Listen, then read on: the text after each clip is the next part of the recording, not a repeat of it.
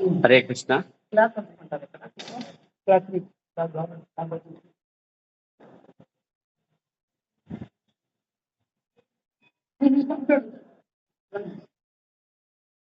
జయ రాధ మాధవ జయ కుంజ విహారీ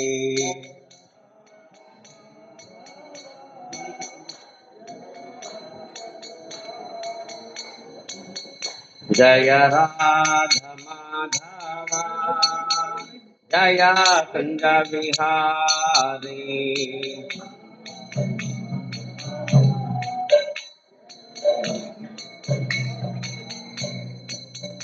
జయ గోపీ జనవల్లభ గిరివరధారీ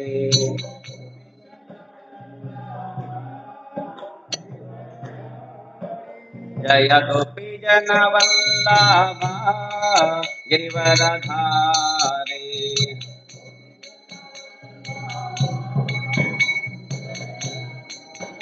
జయ యశోదనందన భజ జన రంజన యశోదనందన భజ జన రంజన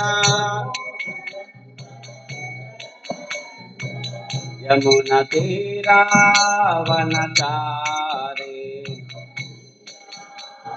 అంటే గడి చెప్పాలి. యమున తీరావనచారి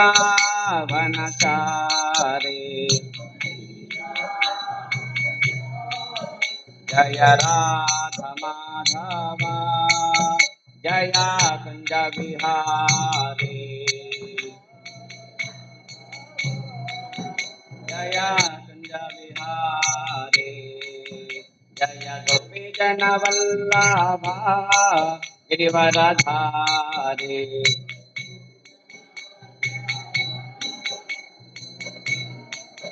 జయ యశోదనందన భజ జన రంజన యశోదనందన భజ జన రంజన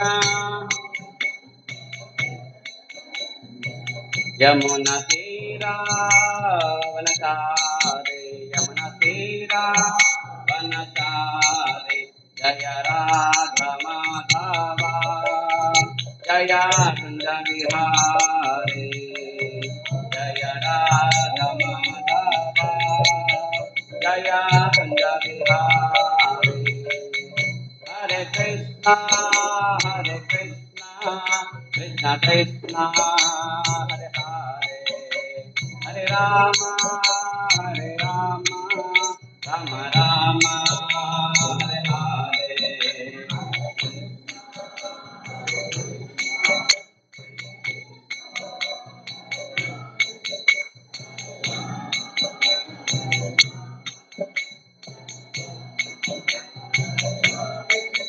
హరే కృష్ణ హరే కృష్ణ కృష్ణ కృష్ణ హరే హరే హరే రామ హరే రామ రామ రామ హరే హరే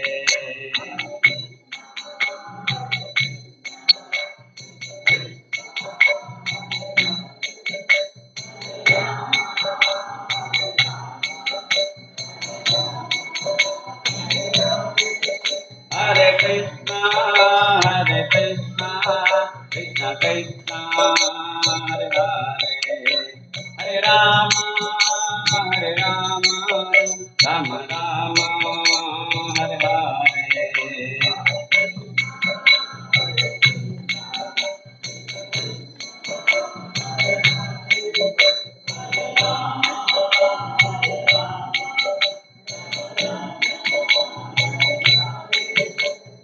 हरे कृष्णा कृष्णा कृष्णा हरे हरे हरे राम राम राम हरे हरे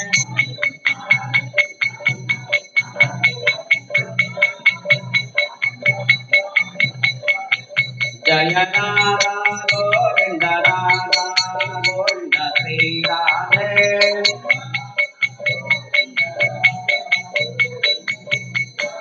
जय राधा गोविंद चंद्र राधा गोविंद चंद्र श्री राधे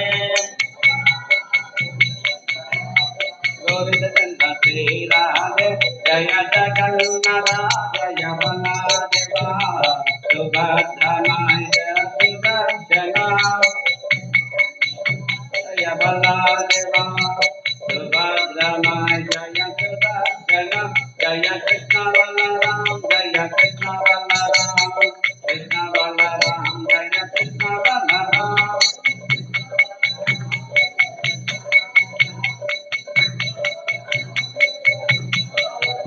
जय वृंदावन धाम जय वृंदावन धाम वृंदावन धाम जय वृंदावन धाम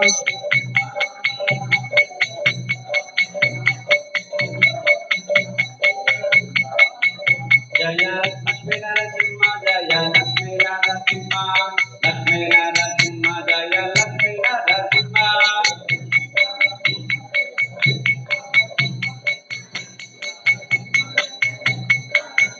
जय पंचातत्वा जय पंचातत्वा पंचातत्वा जय पंचातत्वा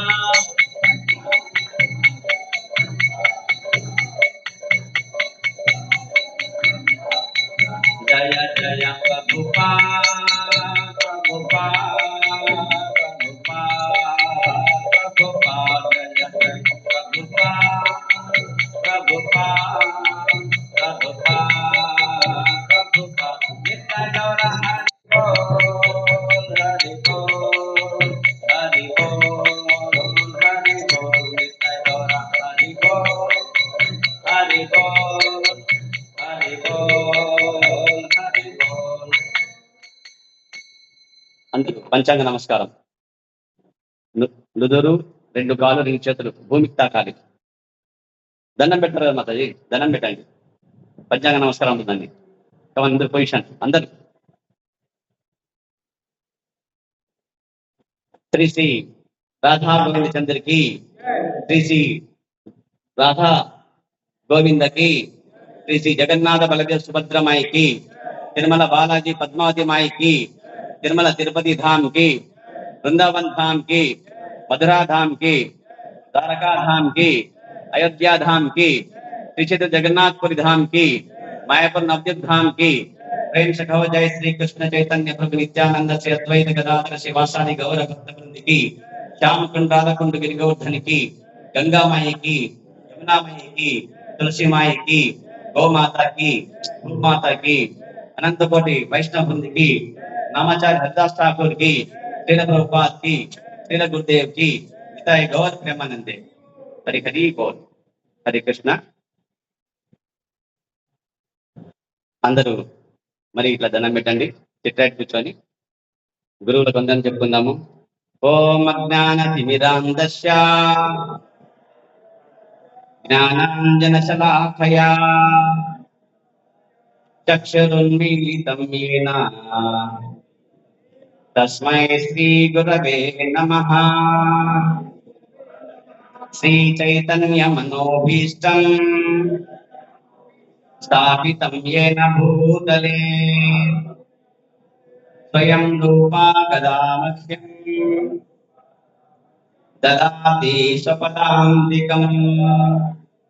వందేహం శ్రీ గురోః శ్రీయుత పదకమలం శ్రీ గురో వైష్ణవాంచ శ్రీరూపం సాగజాతం సహగణ రఘునాథాన్వితం తం సజీవం సాద్వైతం సావధూతం పరిజన సహితం కృష్ణ చైతన్య దేవం శ్రీ శ్రీ రాధా కృష్ణ పాదా సహగణ లలితా శ్రీ విశాఖాన్వితాం చ.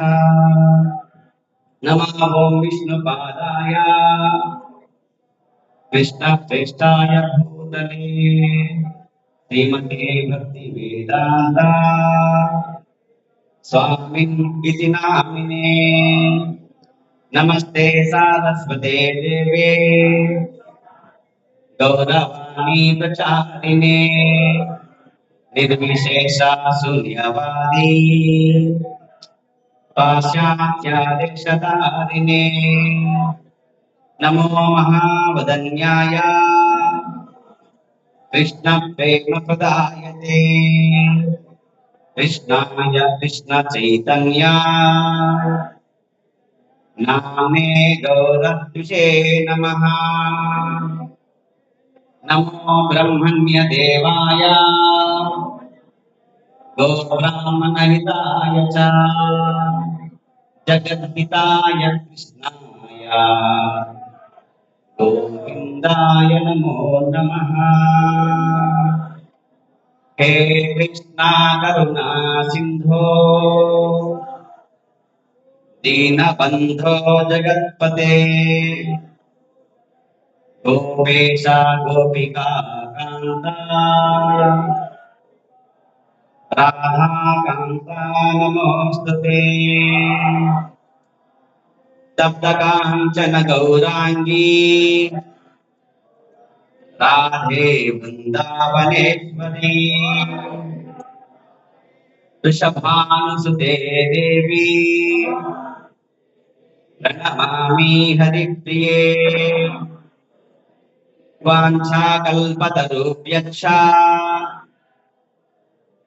कृपा सिन्धुभ्य एव च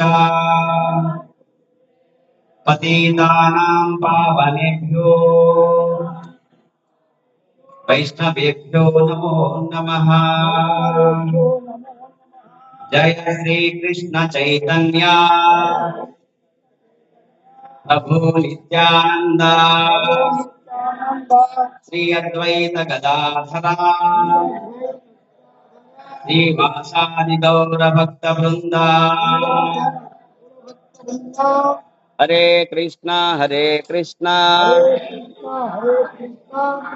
कृष्णा हरे हरे हरे राम राम राम हरे हरे हरे कृष्णा कृष्णा कृष्णा हरे हरे हरे राम राम राम हरे हरे हरे कृष्णा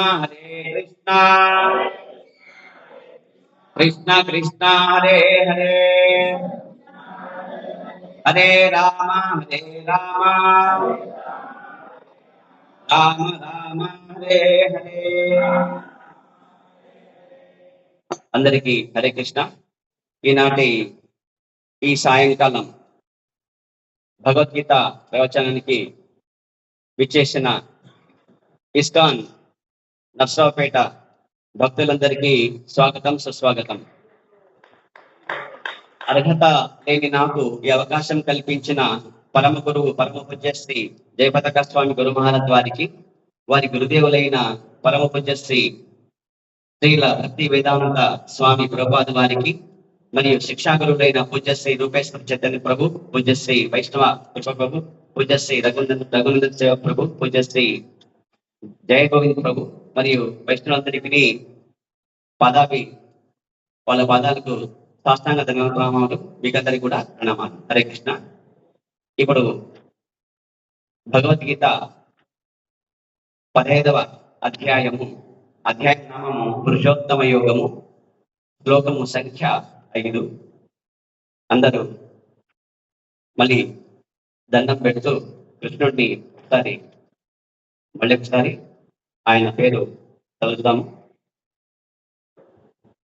ఓం నమో భగవతే వాసుదేవాయ.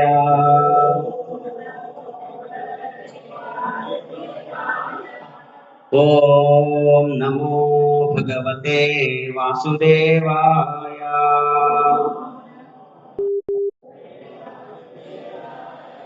ఓం నమో భగవతే వాసుదేవాయ.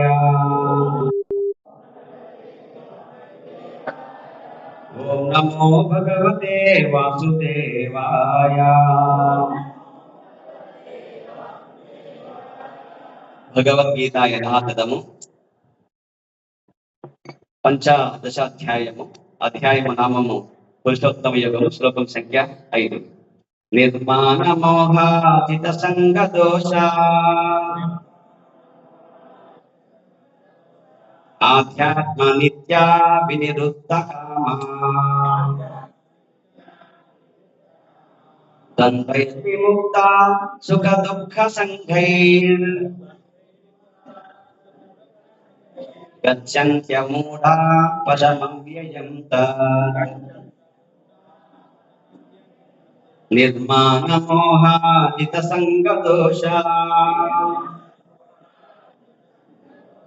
ఆధ్యాత్మ నిత్యా వినిరుద్ధ కామా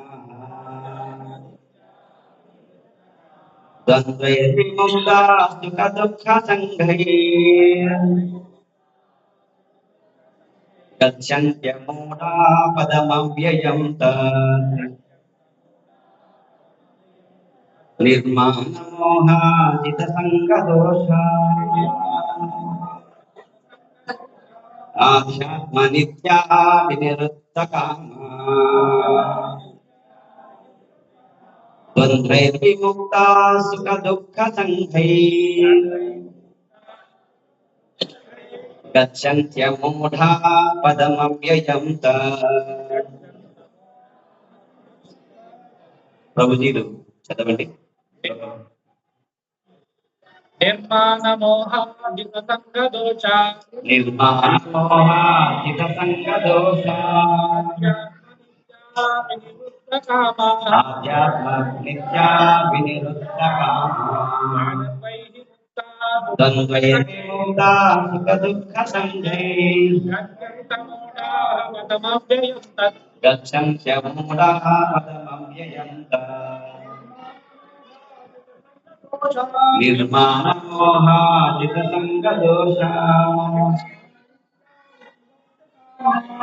ఆధ్యాత్మ నిత్యా వినిరుద్ధ కామా ద్వంద్వైర్ విముక్తా సుఖ దుఃఖ సంఘైర్ గచ్చంత్యమూఢా పదమవ్యయం మాతాజీ.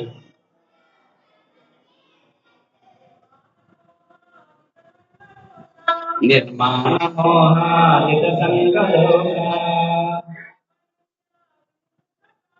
ఆధ్యాత్మ నిత్యా వినిరుద్ధ కామా ద్వంద్వైర్ విముక్తా సుఖ దుఃఖ సంఘైర్ గచ్చంత్యమూఢా పదమవ్యయం నిర్మాణ మోహాజిత సంగ దోష ఆధ్యాత్మ నిత్యా వినిరుద్ధ కామా ద్వంద్వైర్ విముక్తా సుఖ దుఃఖ సంఘైర్ గచ్చంత్యమూఢా పదమవ్యయం నిర్మాణ మోహాజిత సంగ దోష ఆధ్యాత్మ నిత్యా వినిరుద్ధ కామా ద్వంద్వైర్ విముక్తా సుఖ దుఃఖ సంఘైర్ గచ్చంత్యమూఢా పదమవ్యయం ప్రహ్లాద పడి పిల్లలు చెప్పండి. నిర్మాణ మోహాజిత సంగ దోష ఆధ్యాత్మ నిత్యా వినిరుద్ధ కామా ద్వంద్వైర్ విముక్తా సుఖ దుఃఖ సంఘైర్ గచ్చంత్యమూఢా పదమవ్యయం ప్రతిపద. నెక్స్ట్ నిహి నిహి లేకుండా మాన మిథ్యా గొప్పతనము మోహ మోహము జిత జయించి సంగ సాంగత్యము దోషాహ దోషాల ఆధ్యాత్మ ఆధ్యాత్మిక జ్ఞానములో నిత్యాహ నిత్యముగా వినివృత్త బయటపడిన వారు కామ కామము నుండి ద్వంద్వైహి ద్వంద్వాల నుండి విముక్తాః ముక్తులు సుఖ దుఃఖాలనే సంఘై పేరు కలిగిన గచ్చంతి పొందుతారు. ఆ మూఢాః భ్రాంతి రహితులు పదమును అవ్యయం నిత్యమైన తత్ అట్టి భావము శ్రీకృష్ణ భగవానుడు అర్జునుడితో చెప్తున్నాడు. శ్రీకృష్ణ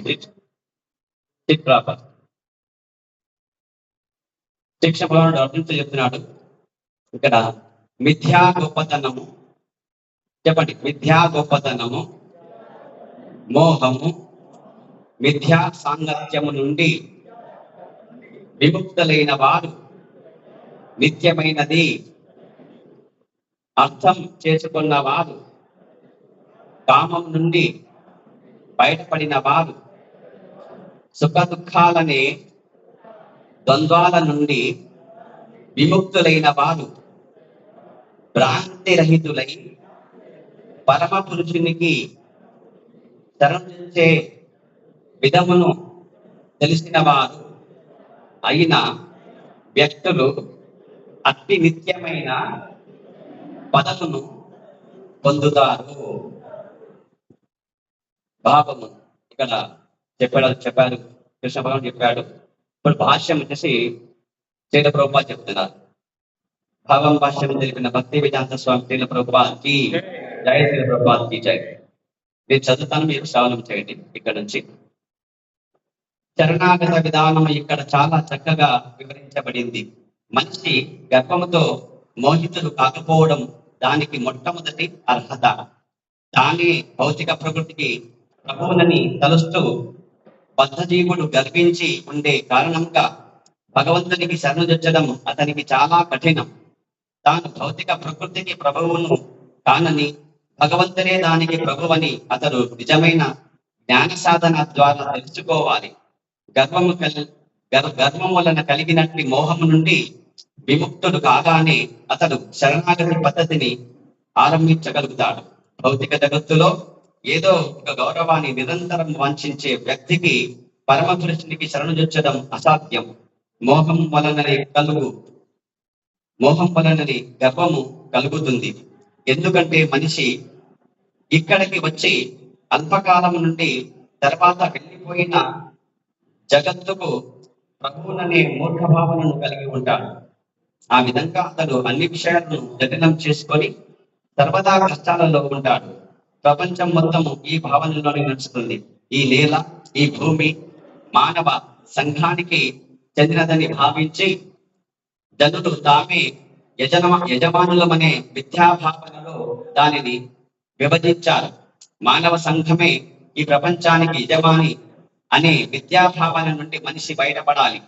అటువంటి విద్యాభావన నుండి బయటపడినప్పుడు మనిషి కుటుంబ, సాంఘిక, జాతీయ ప్రేమ వలన కలిగే విద్యా సాంగత్యం నుండి విముక్తుడవుతాడు. ఈ విద్యా సాంగత్యములే అతడికి ఈ భౌతిక జగత్తుకు బందీని చేస్తాయి. ఈ స్థితి తర్వాత అతడు ఆధ్యాత్మిక జ్ఞానాన్ని వృద్ధి చేసుకోవాలి. ఏది నిజముగా తనది, ఏది నిజముగా తనది కాదు అనే జ్ఞానాన్ని అతడు నేర్చుకోవాలి. అన్ని విషయాలను యథాతథంగా అర్థం చేసుకున్నప్పుడు అతడు సుఖ దుఃఖాలు, ప్రీతి తాపాలు వంటి సమస్త ద్వంద్వాల నుండి ముక్తుడవుతాడు.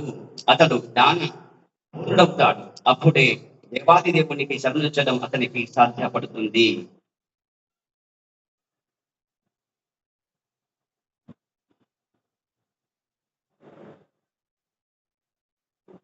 హరే కృష్ణ. ఇక్కడ చెప్తున్నారు కృష్ణుడు ఏం చెప్తున్నాడంటే, కృష్ణ అల్లరి చేయకూడదు మీరు. హరే కృష్ణ.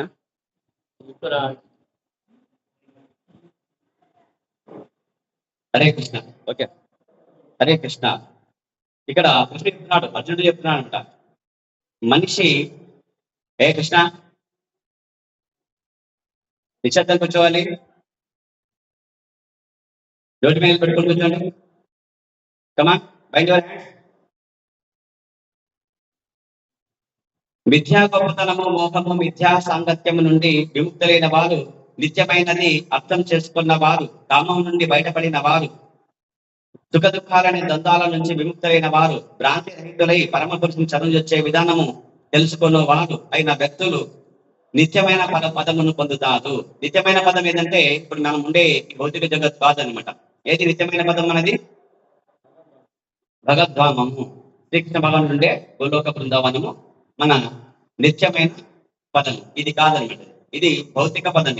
ఇది అశాశ్వతం. ఇది దుఃఖాలయం. ఇది అంధకార బంధనం.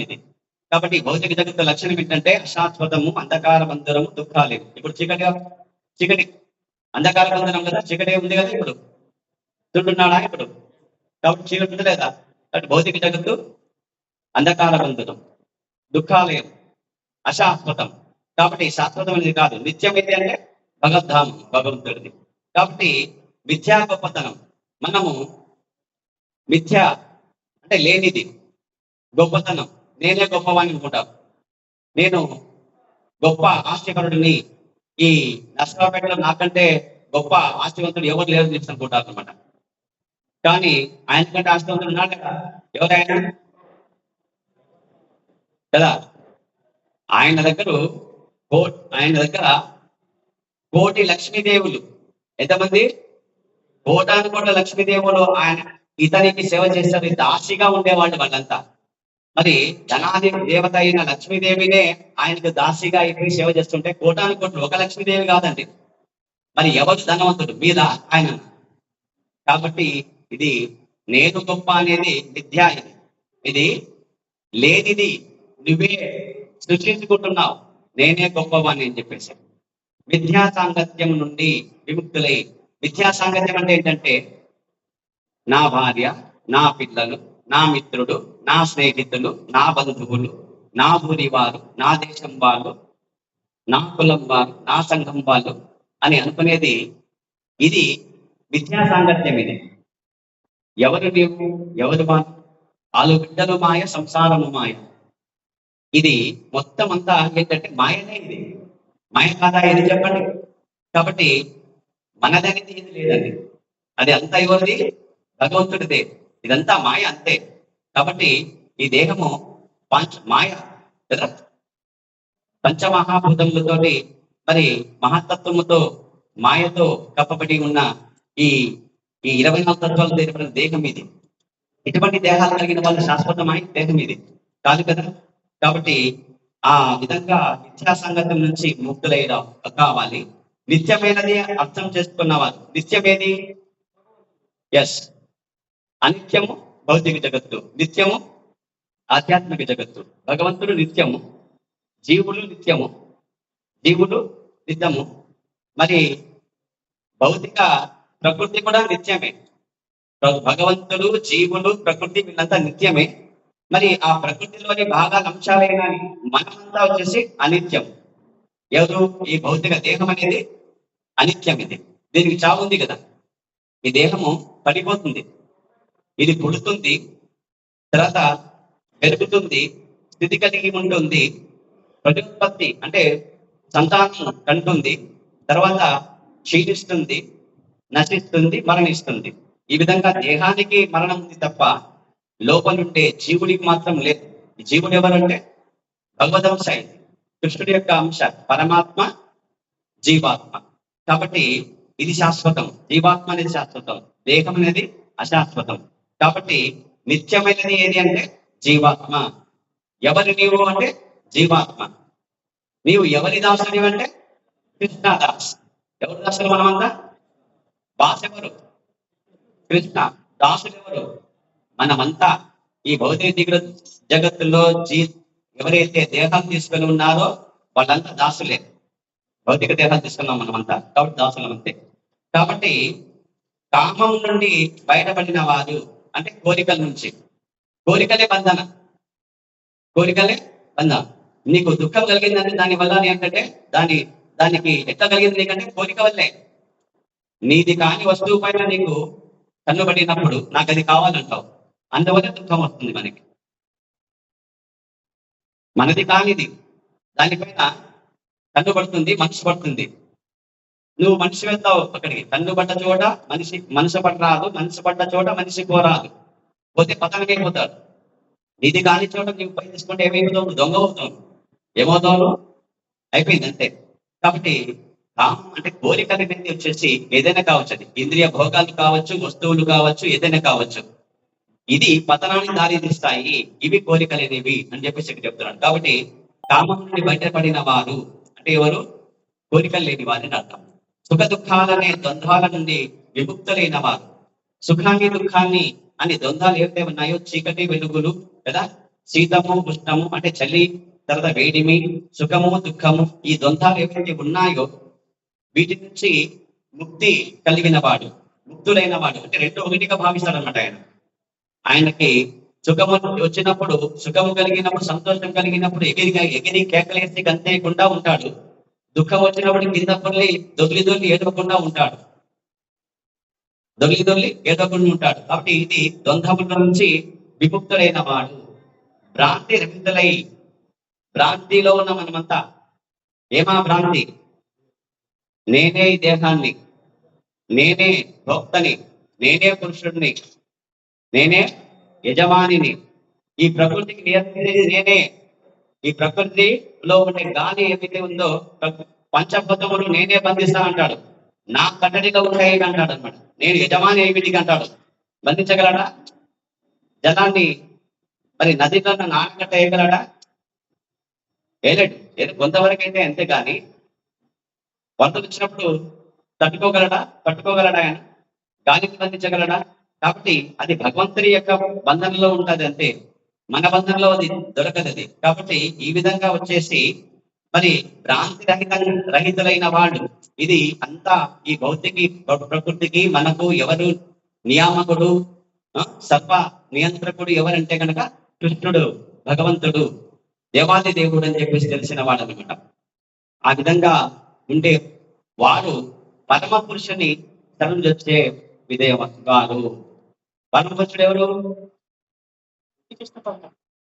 పరమ పురుషుడు గోవిందం ఆది పురుషం కదా. ఆది పురుషుడు, పరమ పురుషుడు, పురుషోత్తముడు, ఇవన్నీ భగవంతుని యొక్క అనేక నామాలు అనమాట.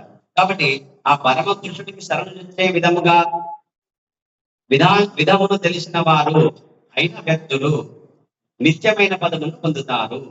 కాబట్టి ఆ పరమ పురుషుడికి శరణు వచ్చినప్పుడు మాత్రమే మనం ఎక్కడ వెళ్తామో? గోలోక బృందానికి వెళ్తాము. అది నిత్యమైన పరమ పదము.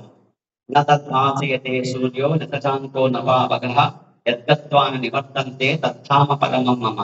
అక్కడ సూర్యుడు ఉంటాడు, అయినా ఎప్పుడు ప్రకాశంగా ఉంటుంది ఆ ధామము. అక్కడ చంద్రుడు ఉంటాడు, అయినా ప్రకాశమానంగా ఉంటుంది. అక్కడ విద్యుత్ దీపాలు ఉండవు, ప్రకాశమానంగా ఉంటుంది. అక్కడ పావకః అంటే అగ్ని ఉండదు, అయినా ఎప్పుడు వెలుగుతూనే ఉంటుంది, ఎప్పుడు ప్రకాశవంతంగా ఉంటుంది నా ధామము. అది నిత్యమైనది. కాబట్టి భగవంతుడు ఉంటే గోలోక బృందావనం. కాబట్టి అట్టి పదాన్ని పొందుతాడు అని చెప్పేసి ఇక్కడ కృష్ణుడు చెప్తున్నాడంట అర్జునుడితో. కాబట్టి ప్రభువు చెప్తున్నాడు, శరణాగత విధానం ఇక్కడ చక్కగా వివరించబడింది. కాబట్టి పరమ పురుషుని చదవచ్చాలని చెప్పేసి ఇక్కడ చక్కగా చెప్పినాడని చెప్పేసి ప్రభువు చెప్తున్నారు. మనకి ఏం చెప్తున్నారు? శరణాగతి అంటే ఏమి? మరి శరణాగతి ఎవరిని పొందాలి? 33 కోట్ల దేవి దేవతలు పొందాలా? కాదండి. కృష్ణుడు ఏం చెప్పినాడు ఇక్కడ? పరమ పురుషుడు అంటే ఎవరు? కృష్ణుడే. కాబట్టి కృష్ణుడిని పొందిన వాడు మాత్రమే ముక్తినిచ్చేవాడు ముకుందుడు, వేరెవరు కాదు. వేరెవరైనా ముక్తినిస్తారంటే కనుక వాళ్ళు భ్రమలో పడినట్లే వాళ్ళే. వాళ్ళు భ్రాంతిమయ జీవనం గడిపే వాళ్ళే. ఎవరు వాళ్ళు? భ్రమలో పడి ఉన్న వాళ్ళు, భ్రాంతిమయ జీవనం గడిపే వాళ్ళు. వేరే కృష్ణుడు కాక వేరే వాళ్ళు నాకు ముక్తినిస్తారు అనుకునేవాళ్ళు అనమాట. భ్రాంతిలో ఉంటారు వాళ్ళంతా, భ్రమలో పడ్డ వాళ్ళంతా, మాయలో పట్టిన వాళ్ళంతా, మనసు మాట వినేవాళ్ళు వాళ్ళంతా. కాబట్టి చెప్తున్నాడు. కాబట్టి మనిషి గర్భంతో మోహితుడు కాకపోవడం దానికి మొట్టమొదటి యోగ్యత. ఇప్పుడు శరణాగతి పొందాలంటే ఏం కావాలి? భగవంతుని పాదాలు ఆశ్రయించాలి. గర్వం ఉంటే మనం ఆశ్రయిస్తామా? నీ కాళ్ళు నేను పట్టుకోవాలనా అంటావు. గర్వం ఉంటే కనుక అంటామా? మేము చెప్పండి కృష్ణ కదా. కాబట్టి ఆ గర్వం ఫస్ట్ మొట్టమొదట ఎప్పుడైతే తొలగించుకుంటావో అప్పుడు నీకు అదే అర్హత, యోగ్యత. దేనికి? శరణాగతికి. తానే భౌతిక ప్రకృతికి ప్రభువునని తలస్తూ బద్ధ జీవుడు గర్వించి ఉండే కారణంగా భగవంతుని శరణించడం లేదు. శరణించడానికి అది చాలా కఠినంగా ఉంటుందన్నమాట. నేను అహంకారి ఒకరి పాదాలు పట్టుకుంటాడా? పట్టుకోడండి. అట్లే భగవంతుడి పాదాలు కూడా పట్టుకోడు ఆయన. అంతే. కాబట్టి శరణించలేడు, పతనమైపోతాడు అంతే. కాబట్టి తాను భౌతిక ప్రకృతికి ప్రభువును కాదని, భగవంతుడి దానికి ప్రభు అని అతడు నిజమైన జ్ఞాన సాధన ద్వారా తెలుసుకోవాలి. భగవంతుడు ఎవరు? ఎవరు ప్రభువు? ఈ ఈ భౌతిక ప్రకృతికి. మరి ఎవరు ప్రభు అంటే మనమా? పంచభూతాలు మనం నియంత్రించగలమా? ఎవరి ఆధీనంలో ఉంటాయి పంచభూతములు? భగవంతునికి ఆధీనంలో ఉంటాయి అంతే. ఈ ఈ పంచమహాభూతములు, పంచతత్వములో ఉండే 24 తత్వాలన్నీ వచ్చేసి 33 కోట్ల దేవీ దేవతలు, 14 లోకాల యొక్క లోకపాలకులు, వీళ్ళంతా వచ్చేసి ఎవరి నియంత్రణలో ఉంటారంటే గనక కృష్ణుడి యొక్క నియంత్రణలో ఉంటారు. ఆయన కన్ను చూపు సన్నలలో వచ్చేసి మెదులుతూ ఉంటారు అంతే. ఆయన చూపు పడితే చాలు అంతే, వాళ్ళంతా చక్కచక్క పనిచేస్తారు, వాళ్ళకంతా శక్తులు వస్తాయి అంతే. కంటి చూపుతోనే ఆయన సర్వము నిర్వహిస్తాడు, నియంత్రిస్తాడు ఆయన భగవంతుడు. ఆ శక్తివంతుడు ఎవరంటే ఆ దేవాది దేవుడు శిక్షణ వాళ్ళు. మనం కాదండి. మనం మాయలో పడిపోయి నేనే గొప్పవాణ్ణి, నా అంత ఆస్తిపడతాడు, నేను గొప్ప నాయకుడిని, నేను దేశాన్ని ప్రపంచాన్ని నియంత్రిస్తాను, నేను ఈ 14 లోకాలు కూడా నేను జయిస్తాను నేను అనుకుంటారు అనమాట. అటువంటి వాళ్ళంతా ఏమైపోయినారు? కాలగర్భంలో కలిసిపోయినారంట అహంకారులంతా. కాబట్టి అది కాదు మనం చేసింది. కాబట్టి గర్వం వలన కలిగిన మోహం నుండి విముక్తులు కాగానే అతడు శరణాగతి పద్ధతిని ఆరంభించగలుగుతాడు. గర్వం ఎప్పుడైతే తొలగిపోతుందో వెంటనే శరణాగతి భావానికి సిద్ధమవుతామని చెప్తాడు. కాబట్టి భౌతిక జగత్తులో ఏదో ఒక గౌరవాన్ని నిరంతరము వాంఛించే వ్యక్తికి పరమ పురుషుని సన్నిధించడం అసాధ్యము. భౌతిక జగత్తులో ఒక గౌరవం కావాలని అంటాడు కదా, మమ్మల్ని ఒకరు గౌరవించాలని కోరుకోవడం కూడా తుచ్చమైన భావన ఏంటది. నీవేంటో నీకు తెలుసు, నీ విలువేంటో నీకు తెలుసు అంతే. కానీ ఒకరు నేను గౌరవించాలని చెప్పేసి గౌరవించకపోయినప్పుడు నువ్వు బాధపడడం అనేది తప్పది అంతే. కాబట్టి ఆ విధంగా చెప్తాను ఇక్కడ. కాబట్టి గౌరవభావము కలిగి ఉండి నన్ను వీళ్ళు గౌరవించలేదు, నన్ను ఏదో అసలు నన్ను పలకరించడం లేదు, నేను చాలా గొప్పవాణ్ణి అని చెప్పేసి ఆ విధంగా భావించేవాడు ఇప్పుడు శరణాగతి పొందలేదు అంటున్నాడు. కాబట్టి అసాధ్యం అంటాడు. మోహం వలననే గర్వం కలుగుతుంది. దేని వలన గర్వం వస్తుంది? మోహం వలన. కాబట్టి ఎందుకంటే మనిషి ఇక్కడికి వచ్చి అల్పకాలం నుండి తర్వాత వెళ్ళిపోయిన భౌతిక జగత్తుకు ప్రభు దానిలనే మూర్ఖభావంతో ఉంటాడు. మనమంతా శాశ్వతమా?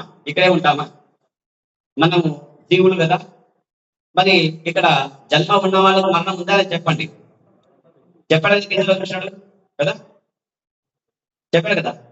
కాబట్టి పుట్టిన వాడికి మరణం తప్పదు, మరణించిన వాడికి జన్మ తప్పదని చెప్పినాడు. కాబట్టి ఖచ్చితంగా ఈ భౌతిక జగత్తులో ఉండే వాళ్ళందరూ అశాశ్వతులే. ఎవరు శాశ్వతం కాదు, ఎవరు భౌతిక జగత్తు ప్రభు కాదు, ఎవరు నియామకుడు కాదు చూపిస్తాడు ఇక్కడ. ఆ విధంగా అతను అన్ని విషయాలను జటిలం చేసుకొని సర్వదా కష్టాలలో ఉంటాడు. ఆ మూర్ఖంలో ఉండేనే ఉంటారు, కష్టాలు పడిపోతాడు అంతే. ఇది దుఃఖాలయం ఇది కదా, ఇది కష్టాలకు నెలవు ఇది ఈ భౌతిక జగత్తు. ఇక్కడ వచ్చిన వాళ్ళకి ప్రతి ఒక్కరికి దుఃఖం ఉంటుంది, కష్టాలే ఉంటాయి అంతే.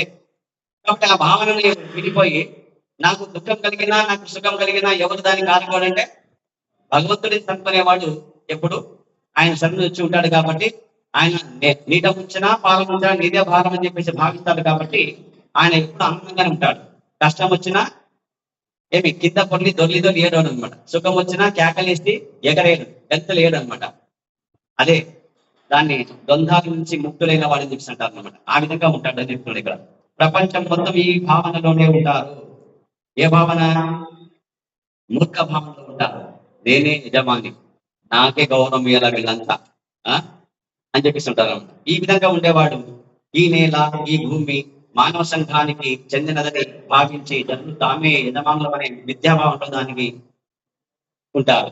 మనమంతా ఏమంటామంటే ఈ ఇల్లు నాది అంటాం, అంటే ఈ భూమి నాది అంటాం. పూర్వము భూమి లేదా? ఇల్లు ఉందా కదా పూర్వము? నువ్వు పుట్టక ముందు ఉందా? అంటే నువ్వు పుట్టినాక వచ్చిందా అది? భూమిని సృష్టించినారా మీరేమన్నా? మనం చేస్తున్నామా భూమి ఏమన్నా? ఆకాశము, భూమి, అగ్ని, తర్వాత జలము, తర్వాత వాయువు, ఇవన్నీ మనం చేసినామా? లేదండి, భగవంతుడు ఏర్పాటు చేశాడు. అది ఆయనవి. మనము యజమానులు కాదు, ఆయన యజమాని అంతే. కాబట్టి మిథ్యాభావనలో ఉంటాం మనమంతా. ఇవి నాది, నేనే ఈ ఇంటికి యజమాని. ఎన్నాళ్ళు ఉంటావు నీకు నీ నూకలు ఏమి నూకలు చెల్లిపోతే నువ్వు వెళ్ళిపోతావు అంతే. నువ్వు ఉండడానికి ఇక్కడ లేదు, వీల్లేదు అంతే. నువ్వు ఎన్నాళ్ళు ఉండాలో, నీకు ఆహారం ఎంతవరకు ఏర్పాటు చేశాడు కృష్ణుడు. నీవు తల్లి గర్భంలో ఉన్నప్పుడే తల్లి స్తన్యంలో పాలను ఏర్పాటు చేసి నీకు ఆహారం సిద్ధం చేసి పెట్టాడు నీకు భగవంతుడు.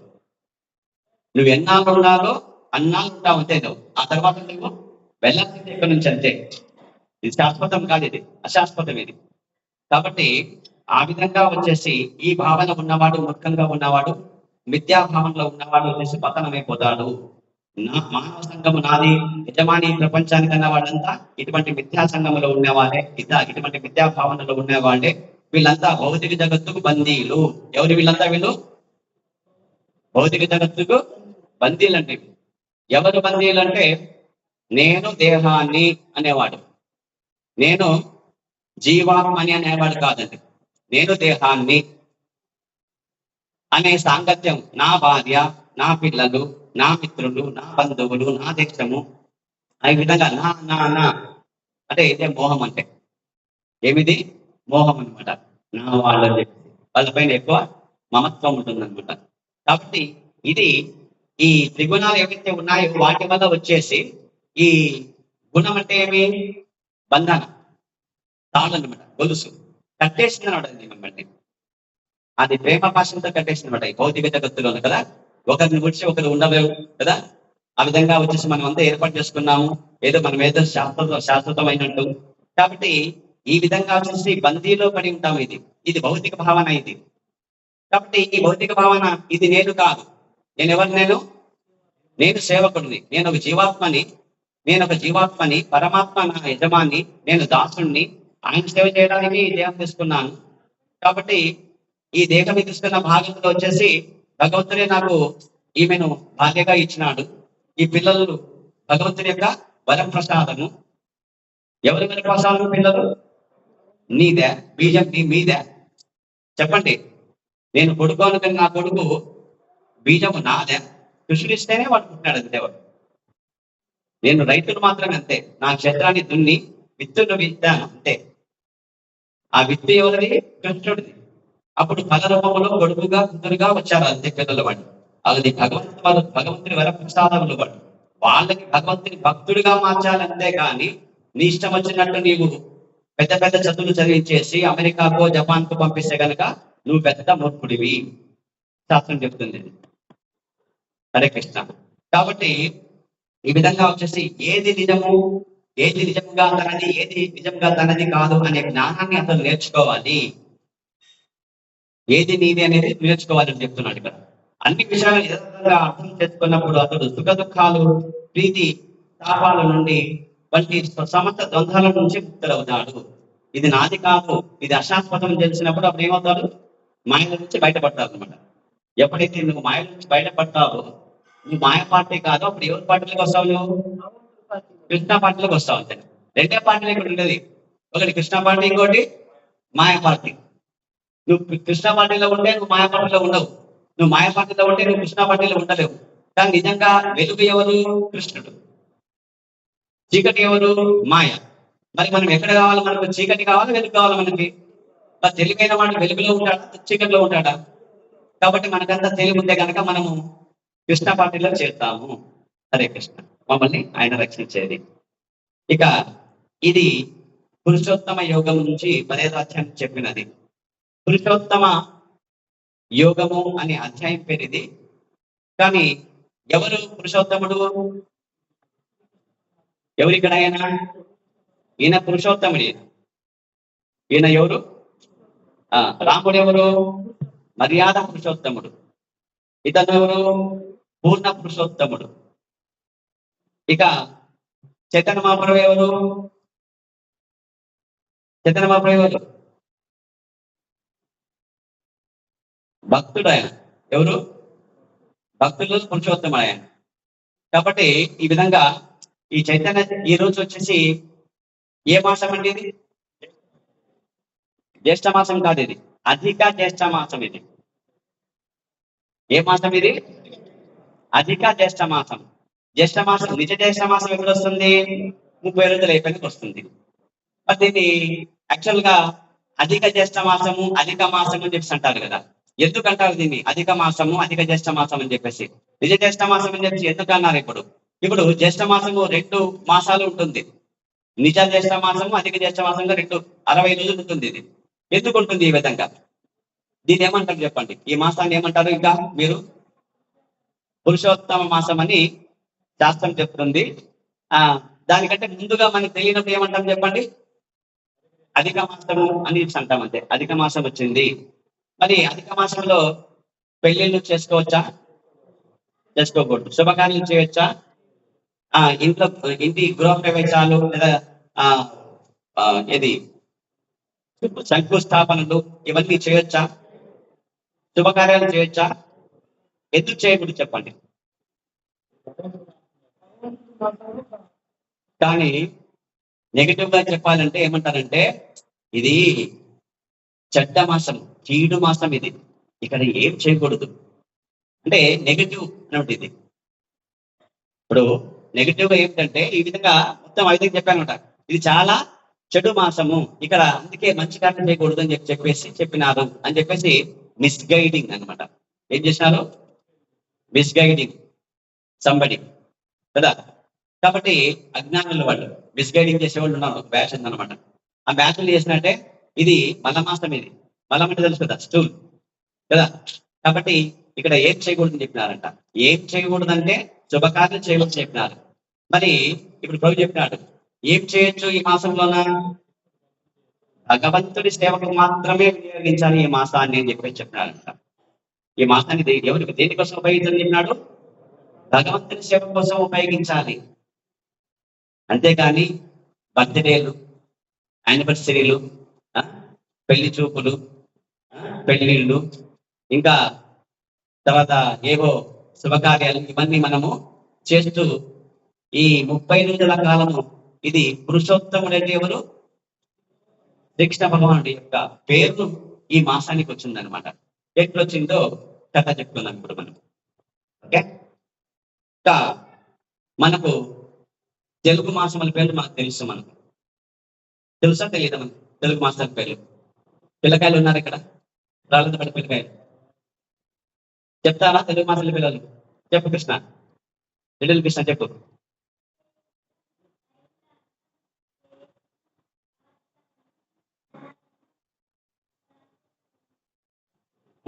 ఆశ్వేయుజం చెప్పు. రైట్. ఇవి ఏ మాసాలు? ఇవి తెలుగు మాసాలు కదా. పేరు కూర్చోండి కదా. ఈ అంటే ఒక మాసాన్ని ఎన్ని రోజులు ఉంటుంది చెప్పండి? 30 రోజులు. అంటే కృష్ణపక్షం, శుక్లపక్షం. ఒక పక్షాన్ని ఎన్ని రోజులు? 15 రోజులు. 15 2 30, ఒక మాసం. ఆ విధంగా 12 మాసాలైతే ఒక సంవత్సరం. 360 రోజులే. ఇంగ్లీష్ వాడి క్యాలెండర్ ప్రకారంగా 365 కాదు, తప్పు. జనవరి 31 అంట, ఫిబ్రవరి 8 అంట, ఏప్రిల్ 30 అంట. ఎగుడు దిగుడు అనమాట. అది కాదు. 365 కాదు. అది సూర్యమానం కింద వస్తుంది. అయినా అది కాదు. చంద్రమాన కాలం ప్రకారంగా 354 రోజులు ఒక సంవత్సరం తీసుకుంటుంది అనమాట. ఆ విధంగా వచ్చేసి దాదాపుగా 11 రోజులు చొప్పున 3 సంవత్సరాలకు ఒకసారి ఆ 11ని యాడ్ చేసుకుంటూ పోతే కనుక 30 రోజులకు వచ్చి సవరించేసి దాన్ని అధిక మాసం అని చెప్పి పేరు పెట్టేసి ఆ విధంగా అధిక మాసం వస్తుంది. ఎన్నేళ్ళకి ఒకసారి వస్తుంది? 3 ఏళ్ళకు ఒకసారి. 33 మాసాల తర్వాత వస్తుంది అనమాట. 32 మాసాలు నిండేసి 33 మాసాలకు వచ్చినప్పటికి వస్తుంది అనమాట. ఇక్కడ ఒక్కొక్క మాసానికి ఒక అధిష్టాన దేవత ఉంటుంది అనమాట. ఆ విధంగా వచ్చేసి ఈ అధిక మాసానికి ఒక దేవత ఉంది. అధిక మాస దేవత అని చెప్పి అంటారు. ఆమె చాలా బక్క చిక్కిపోయింది అనమాట. చిక్కి శల్యమైపోయింది. ఎందుకంటే ఆ మాసములో చెప్పారు కదా పెద్దలు, ఇది కీడు మాసము, ఇది చెడు మాసము, దీంట్లో ఏమి కార్యాలు చేయకూడదు అని చెప్పినారు. ఏ కార్యాలు చేయకూడదు? శుభకార్యాలు చేయకూడదు అని చెప్పారు, కానీ పూజ పునస్కారాలు చేయొద్దని చెప్పినారా? కానీ వాళ్ళంతా అదే అర్థం చేసుకొని పూజలు కూడా మానేసేసినారు.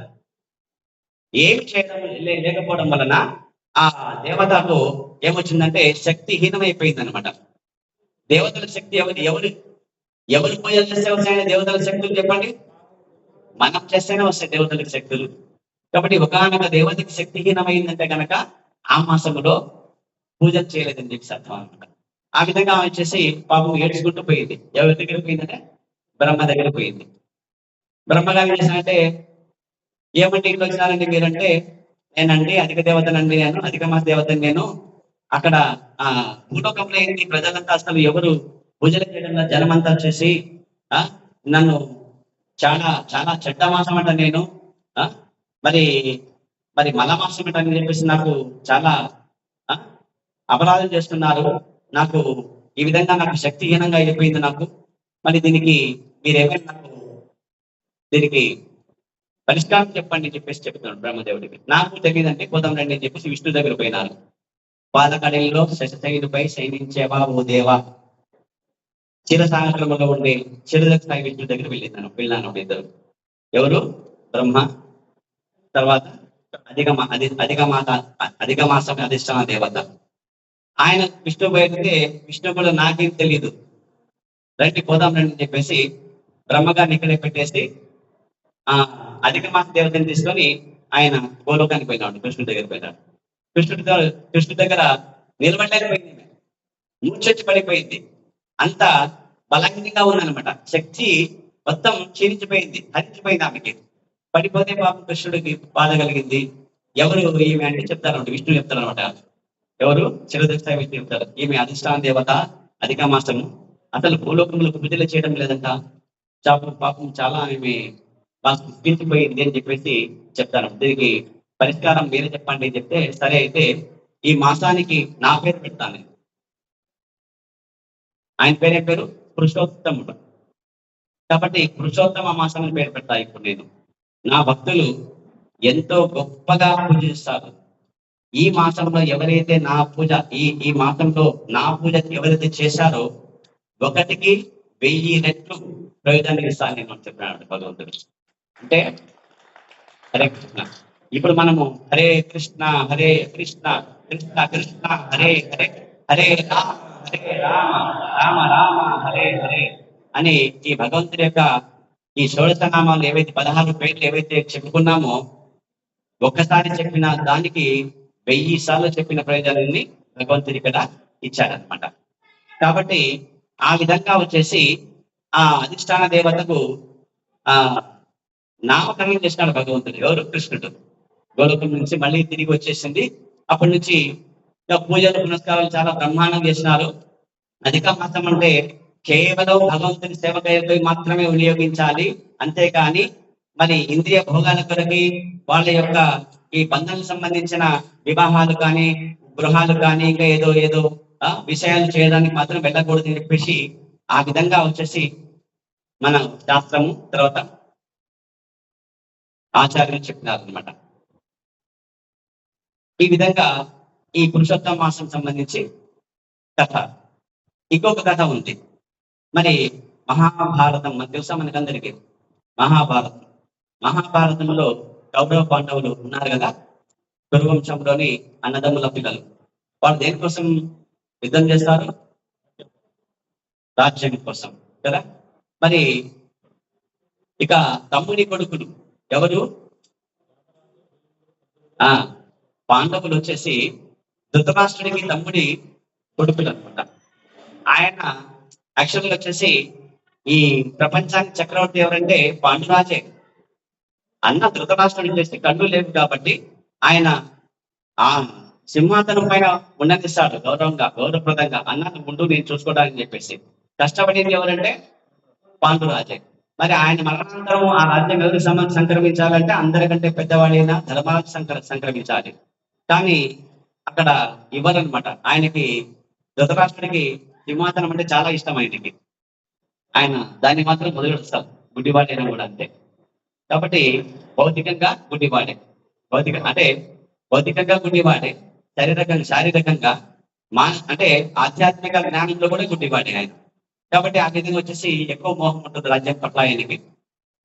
9 పుత్రులు చనిపోయినా కూడా ఆయన ఇంకా కోరిక ఉంటుంది అనమాట. ఆయన బతికే ఉండాలి, బాగా రాజ్యపాలన చేయాలి, ప్రపంచానికి చక్రవర్తి కావాలి అని అనుకునే ఉంటాడు ఆయన.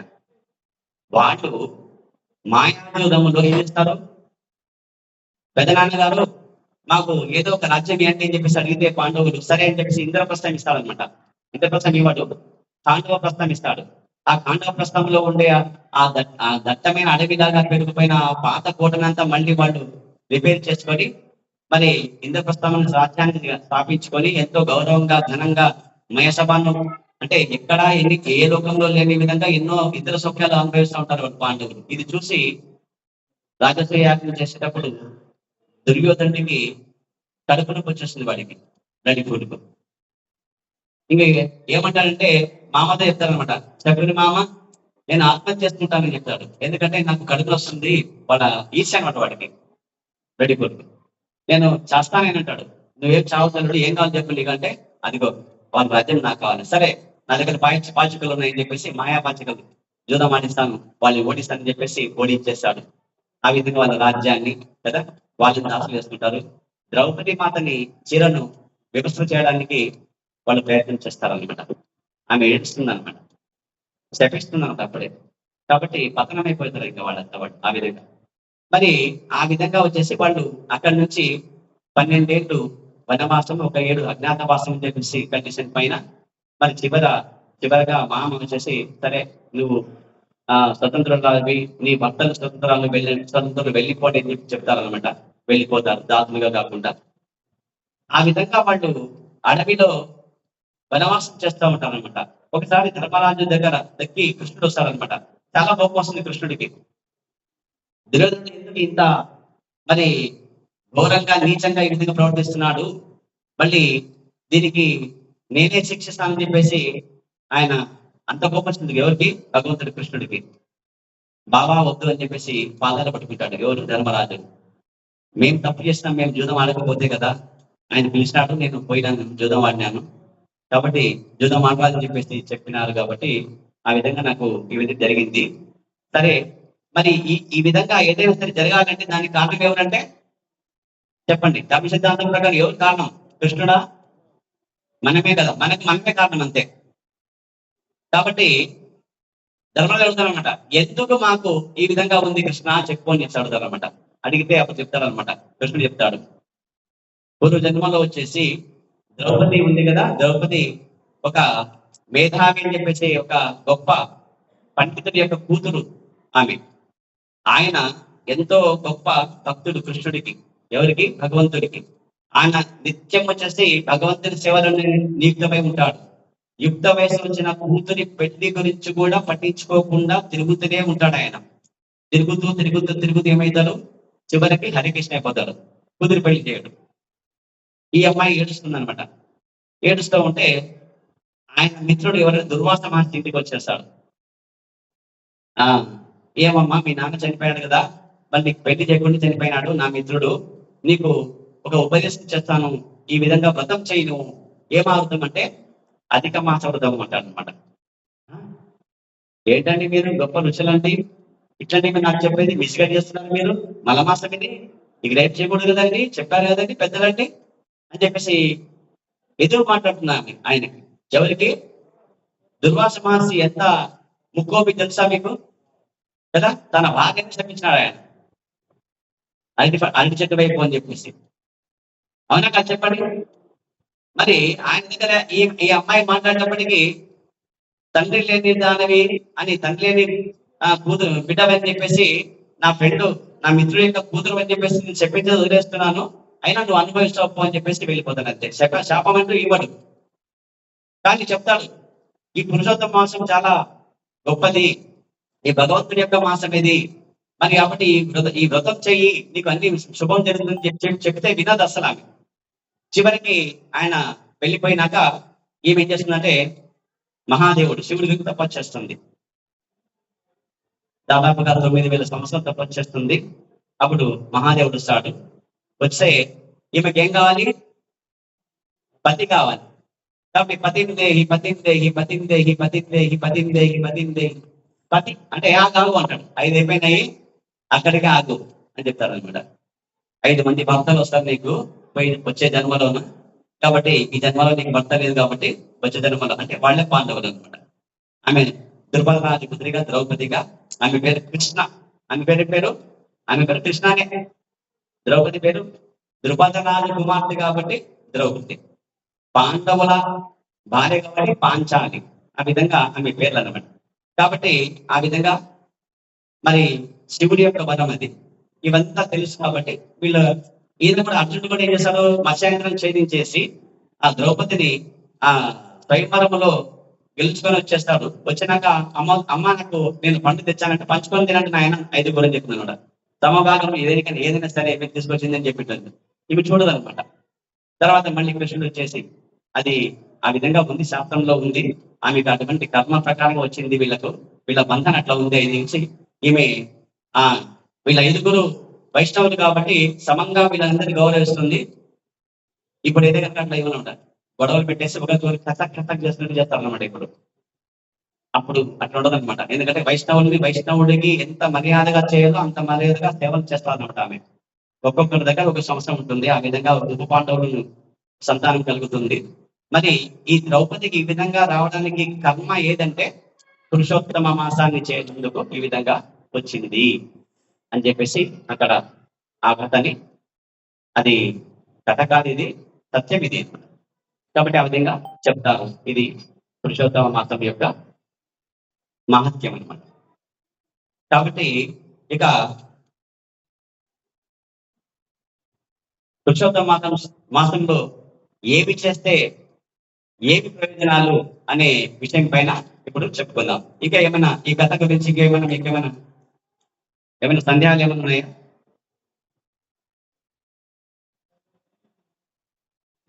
చూడండి, ఇక్కడ పురుషోత్తమ మాసము ఖచ్చితంగా మనం ఏం చేయాలంటే హరే కృష్ణ మహామంత్రం జపం చేయాలి. ఏం చేయాలి? హరే కృష్ణ కృష్ణ కృష్ణ హరే హరే రామ రామ రామ హరే హరే. ఒక్క మాల చేస్తే 1000 మాలలు చేసిన ప్రయోజనం వస్తుంది. కాబట్టి ఇక్కడ మీకు దీపాలు పెట్టేస్తారు. మీ చేతులతోటి ఒక్కసారి హారతి ఎన్నిసార్లు చేసినట్టు మీరు 1000 సార్లు చేసిన ప్రయోజనం అనమాట. అదే చెడు పని చేసినా కూడా అంతే, జాగ్రత్త. కాబట్టి ఈ మాసంలో మనము పురుషోత్తమ యోగం అయితే ఇప్పుడు నేను చెప్పాను కదా, 5వ అధ్యాయంలో 20 శ్లోకాలు ఉన్నాయి. ఆ 20 శ్లోకాలు భక్తి శ్రద్ధతో చదవాలి. అందరూ ప్రతిరోజు చదవాలి. మరి ఇంకా మీకు సమయం ఉంటే కనుక భాగవతం కూడా శ్రవణం చేయాలి. నిత్యం భాగవత సేవ అని వస్తుంది కదా, శ్రవణం చేయాలి. ఆ విధంగా నిత్యం భాగవత సేవ నిత్యపారాయణం చేయాలని చెప్తున్నాడు. ఇక ఈ మాసమును అధిక మాసం అంటారు. ఎందుకంటే తక్కువ శ్రమతో ఎక్కువ ఫలితాన్ని ఇచ్చేది అనమాట. తక్కువ శ్రమే కదా, ఒకసారి మాల చేస్తే తక్కువ శ్రమనే, కానీ ఫలం ఎంత? అధికం. 1000 రెట్లు అధికం కాబట్టి వస్తుంది. కాబట్టి పూర్వాచారులు ఈ విధంగా చెప్పినారు. దీనిని మతమాసం అని కూడా అంటారు కదా. ఎందుకంటే ఈ వ్రతాన్ని పాటించడం ద్వారా మన హృదయంలో ఉన్న మలినాలు, కల్మషాలు అన్ని తొలగిపోతాయి. కాబట్టి ఈ మాసాన్ని ఈ మాసపు వ్రతం ఏదైతే ఉందో, ఇక్కడ మీకు చౌరాష్టకం అని చెప్పేసి ఒక కథ ఉంది. అది కూడా చాలా ఇంపార్టెంట్. అది కూడా చెప్తాను ఇప్పుడు నేను ఆయన పేరేం పేరు కృష్ణ కళ్ళుండవు. చూడండి, ఎవరికైనా తెలుసా? కళ్ళుండవు. చౌరాష్టకం రాస్తాను అండి. బ్రజే ప్రసిద్ధం నవనీత చౌరం రూపాంగణాచదుకూల చౌరం అనేక జన్మాజిత పాప చౌరం చౌరాగ్రగణ్యం పురుషం నమామి. బిల్వమంగళుడు ఎవరైనా? బిల్వమంగళుడు. ఈ బిల్వమంగళుడు వచ్చేసి ఆయన స్టోరీ అన్నమాట. ఆయన భక్తుడే, కానీ వేశ్యాలోలుడు. ఆయన వేశ్యాలోలుడు. కాబట్టి ఆయనకు ఎక్కువ వేషతో సంగమం బృందాలు చేయాలని చెప్పేసి ఎక్కువ ఉంటుంది. ఆ విధంగా వచ్చేసి ఆయన ఒక వేషతో ఎప్పుడు నిరంతరం పరిచయంతో ఉంటారనమాట. ఆమె వచ్చేసి వేరే గ్రామానికి వెళ్ళింటాడు. మధ్యలో ఆ రోజు పెద్ద వర్షం వచ్చేసి వరద వస్తుందన్నమాట.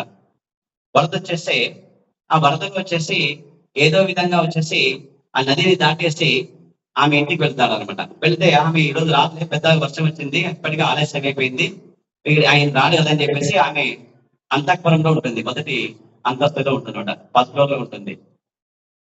సరే అని చెప్పేసి ఆమె తాళేసి పడుకుని ఉంటుంది. అప్పుడు అర్ధరాత్రి ఉంటుంది. అప్పుడు ఆ సమయంలో పోయి చూస్తాడు అనమాట. వేస్తాడు, పిలిస్తే ఆమెకు వినిపించదు, నిద్రలో ఉంటుంది. సరేలే ఇక్కడ ఏదో నా కోసం చీర కట్టింది అనుకుంటున్నాడు. యాక్చువల్గా అది పెద్ద పాము. అది ఆ పామును పట్టుకుని పైనకి ఎక్కేస్తాడు ఆయన. ఎక్కేసి ఆమె దగ్గరికి పోతాడు. అప్పుడు చూస్తుంది అనమాట. ఏది ఇట్లా వచ్చినా నువ్వు ఎప్పుడు వచ్చేది నువ్వు ఇప్పుడు అంటే, ఏదో మీరు జ్ఞాపకం వచ్చినా నాకు, అందుకే నేను వచ్చేసాను, ఉండబట్టలకు వచ్చేసాను అని చెప్పినాడ. నీకు అంటే ఏంటి ఇంత గుడ్డి ప్రేమగా, అసలు ఇదేంటి ఇది, మీరు ఇంద్రియ భోగానికి వచ్చేసి ఈ విధంగా వచ్చేసి ఎంతో కష్టపడి ఎంతో మనసు పెట్టేసి మీరు ఈ విధంగా రావడం, ఆ సర్పం అది నా చీరగుడు కాదు అది అని చెప్పి చూపిస్తుంది అనమాట. కాబట్టి మీరు చాలా గుడ్డివాళ్ళు, మీరు అసలు మీరు ఈ విధంగా చేస్తున్నారు. దీంట్లో నాకు చూపించే ప్రేమలో దీనివల్ల మీకు ఒరిగేదేం లేదు. మీకు అదే మీరు భగవంతుడి సేవలో, కృష్ణుడి సేవలో కనుక 1% పెట్టినా కూడా మీరు గొప్ప భక్తులైపోతారని చెప్పి చెప్తుంది అనమాట. సరే అని చెప్పేసి అప్పుడు ఆయనకి జ్ఞానోదయం కలుగుతుంది. అక్కడ నుంచి వచ్చేస్తాడు అనమాట. వచ్చేసి బృందావనానికి వెళ్ళడానికి ప్రయత్నం చేస్తాడు ఆయన. వచ్చేటప్పుడు మరి పడవలో వచ్చేసి ఇంకొక సుందరమైన స్త్రీ కనిపిస్తుంది ఆయనకి. మళ్ళీ అక్కడ మాయలో పడిపోతాడు. ఎక్కడ పడతాడు? మళ్ళీ ఆమెతో పోతాడు అయితే. ఇక మళ్ళీ కొన్నాళ్ళకి మళ్ళీ అయ్యో నేను ఈ విధంగా చేస్తున్నాను, దీనికి కారణం ఏంటి అంటే నా కళ్ళే. అంతే కదా, ఇప్పుడు నేను చెప్పాను కదా, కళ్ళు పడ్డ చోట మనసు పడరాదు, మనసు పడ్డ చోట మనిషి పోరాదు, పతనం చెందుతారు అనమాట. దీనికి కారణం అంతా ఏంటంటే ఈ కళ్ళు చాలా చెడ్డవి, చూసిందాలా కావాలంటుంది ఇది. సో కాబట్టి ఈ కళ్ళే లేకపోతే అని చెప్పేసి ఆమె దగ్గర కుప్పకు పిట్లు ఉంటాయి కదా, ఆ తీసుకొని 2 కళ్ళను పొడి చేసుకుంటాను. గుడ్డివాడికి అయిపోతాడు, భగవంతుడి సేవలో ఉండాలని చెప్పేసి ఆ విధంగా గుడ్డివాడిగానే బృందావనానికి వెళ్తారనమాట. ఆ కృష్ణుడి కోసం చాలా కథలు చెప్తాడు అనమాట. చెప్పేటప్పుడు కృష్ణుడే చిన్న బాలుడిగా వస్తాడు. తాత కృష్ణుడు కథ చెప్పు, నేను ఉన్నాననుంది నాకు అంటాను అనమాట. కాబట్టి ఆ విధంగా వచ్చేసి నిరంతరము ఆయన దగ్గర కృష్ణుడి యొక్క కథలు వింటా ఉంటాడు అనమాట. ఎవరు? కృష్ణుడు. చిన్ని కృష్ణుడిగా వస్తాడు, చిన్న పిల్లవాడిగా వస్తాడు అనమాట. నువ్వు ఎక్కడ పోవాలనుకున్నా చెప్పు అంటే, నేను బృందావనికి పోవాలంటాను అనమాట. ఆయన్ని దారి చూపిస్తాడు కృష్ణుడు. ఆయన పాడేదే ఇది. హరే కృష్ణ, ఇదే ఇది బిల్వాష్టకం అంటారు. బ్రజే ప్రసిద్ధం నవనీత చౌరం గోపాంగనానాం చదుకూల చౌరం అనేక జన్మార్జిత పాప చౌరం చౌరాగ్రగణ్యం పురుషం నమామి. బ్రజే ప్రసిద్ధం. ప్రజములో ఎవరు ప్రసిద్ధులు అంటే నవనీత చౌరుడు, వెన్న దొంగ. ఎవరా దొంగ? కృష్ణ. ఆయన కంటే ప్రసిద్ధులు ఎవరున్నారంటే ఎవరు లేరు. ఏం చేస్తాడు? కొంత పాలు, కొంత వెన్న మాత్రమే దొంగతనం చేస్తారు అంతే. అందరి ఇంట్లో వెళ్తాడు. కాబట్టి గోపాంగనానాం చదుకూల చౌరం, గోపాంగనాల యొక్క వస్త్రాలు హరిస్తాడు. వాళ్ళు స్నానం చేసే పోయితే నదిలోన, యమునా నదిలో ఏం చేస్తాడు? వాళ్ళ చీరలన్నీ తీసుకొని కొమ్మల పైన వేసేస్తాడు. కాబట్టి వస్త్రాపహారం చేస్తాడు అని చెప్పేసి చెప్పేది రెండవది. తర్వాత అనేక జన్మార్జిత పాప చౌరం, అనేక జన్మలుగా మనము తీసుకున్న పాపాలను కూడా దొంగిలిస్తాడు. అనేక జన్మార్జిత పాప చౌరం చౌరాగ్రగణ్యం పురుషం నమామి. అట్టి చౌరులలో అంటే దొంగలలో అగ్రగణుడైన ఆ కృష్ణుడికి, ఆ పురుషుడికి వందనాలు అని చెప్పేసి చెప్తారు ఆ విధవ ముందరుడు. ఆ భక్తుడైపోతాడు. ఇది చౌరాష్టకం. ఈ మాసములో ఈ చౌరాష్టకాన్ని పాడుతూ హారతి ఇవాళ ప్రతిరోజు రండి, శ్రవణం చేయండి, భక్తి చేయండి. ఈ మాసంలో ఈ 30 రోజులు చాలా తీవ్రంగా మరి కట్టుబాటుగా మీరు కట్టుబడి ఈ మాసకు పురుషోత్తమ మాసకు పూజలు చేయని చెప్పేసి మరి ఆశిస్తున్నాము. ఇవన్నీ ప్రభుపాదుల వారు చైతన్య మహాప్రభు వారిని ఏర్పాటు చేసినవి ఇవన్నీ. కాబట్టి మనకందరికి ఉద్ధరించడానికి మరి భగవంతుడు నేరుగా రాడు, ఆచరణ రూపంలో వచ్చేసి సాధు రూపము శాస్త్రం రూపంలో వచ్చేసి మనకు చెప్తారు. కాబట్టి అది శ్రవణం చేయాలి. బుద్ధిమంతుల లక్షణం అదే, శ్రవణం చేసి మార్పును తీసుకురావాలి. మార్పు తీసుకునే వాడే, స్వీకరించిన వాడే మానవుడు. హరే కృష్ణ. ఏమైనా సందేహాలు ఉంటే అడగండి. టైం అయిపోయింది చెప్పినారు. వేదిక ఆర్తి ఇవ్వాలి కదా, కృష్ణుడు పడుకోవాలా 8:30కి జయనార్తి వాళ్ళ పాప ఆయనకి. ఈరోజు టైం అయిపోయింది, అప్పుడే జోడించాలి ఎక్కువ. హరే కృష్ణ. వాంఛాకల్పతరుభ్య కృపా సిద్ధుభ్య పతితానాం పావనేభ్యో వైష్ణవేభ్యో నమో నమః. అనంతకోటి వైష్ణవ బృందికి, నామాచార్య రఘునాథ్ ఠాగూర్కి, శ్రీల ప్రభుపాద్కి, శ్రీల గురుదేవ్కి, హితాయి గౌర్ ప్రేమానందే. హరే కృష్ణ.